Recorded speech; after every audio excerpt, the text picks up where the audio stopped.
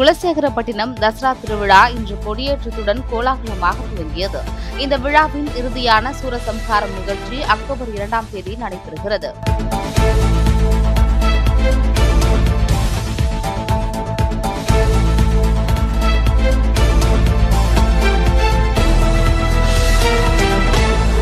பாஜக தேசிய தலைவர் நட்டாவுடன் தமிழக பாஜக தலைவர் நயினார் நாகேந்திரன் சந்திப்பு. தனது சுற்றுப்பயண விவரங்கள், கூட்டணி நிலவரங்கள் குறித்து ஆலோசித்ததாக தகவல்.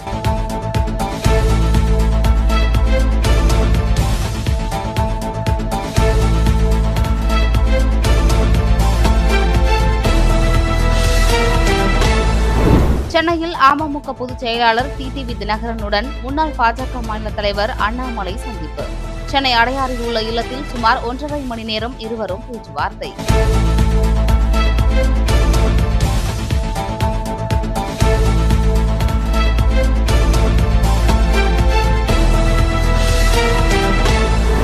தமிழகத்தின் பல்வேறு கோவில்களில் நவராத்திரி திருவிழா கோலாகலம். திருவண்ணாமலையில் பராசக்தி அலங்காரத்தில் எழுந்தருளிய அம்மன்.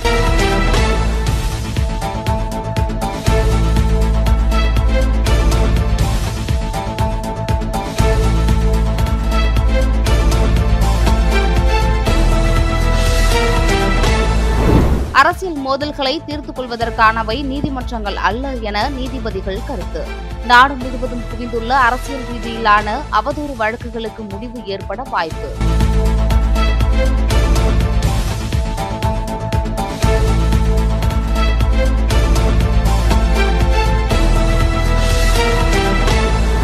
அருணாச்சல பிரதேச மாநிலத்தில் 2 MP தொகுதிகளை உள்ளதால் அதன் வளர்ச்சியை முந்தைய காங்கிரஸ் அரசு கண்டுகொள்ளவில்லை என பிரதமர் மோடி குற்றச்சாட்டு. இந்தியாவில் சூரிய கதிர்கள் படும் முதல் மாநிலம் என்றும், ஆனால் அரசின் திட்டங்கள் அங்கு சென்றடைய பல ஆண்டுகள் ஆனதாகவும் குற்றம் சாட்டியுள்ளார்.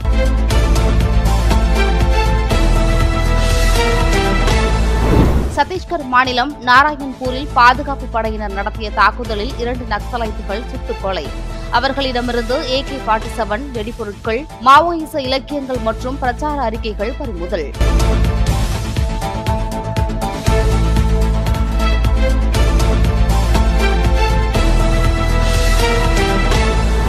ஒலிம்பிக் ஓட்டப் போட்டிகளில் 8 தங்கம் வென்றுள்ள ஜமைக்கா வீரர் உசைன் போல்ட் இந்தியாவில் நடைபெறவுள்ள கண்காட்சி கால்பந்து போட்டிகளில் பங்கேற்க வரும் அக்டோபர் 1ஆம் தேதி இந்தியா வருகிறார். இந்த நிலையில் இந்தியாவின் பூமா நிறுவனம் வரும் செப்டம்பர் 30 முதல் அக்டோபர் 1ஆம் தேதி வரை 2 நாள் விளையாட்டு கொண்டாட்டங்களுக்கான ஏற்பாடுகளை செய்து வருகிறது. அமெரிக்காவுக்கு போட்டியாக சீனா K விசாவை அறிமுகப்படுத்துகிறது. அமெரிக்கா H-1B விசாவுக்கான ஆண்டு கட்டணத்தை உயர்த்தும் நிலையில் திறன் வாய்ந்த தொழில்நுட்ப ஊழியர்களை ஈர்க்கும் வகையில் K விசாவை சீனா அறிமுகம் செய்கிறது.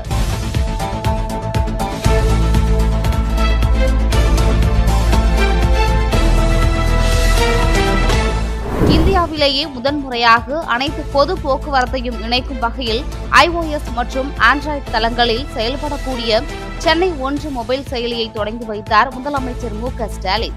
இதன் மூலம் பொதுமக்கள் பேருந்துகள், மெட்ரோ மற்றும் புறநகர் ரயில்களின் நிகழ்நேர இயக்கத்தை அறிந்து கொள்ளவும், UPI அல்லது கட்டண அட்டைகள் வழியாக பயணச்சீட்டுகளை பெற்றிடவும், ஒரே பயணச்சீட்டின் மூலம் அனைத்து போக்குவரத்து முறைகளிலும் பயணம் செய்யவும் முடியும்.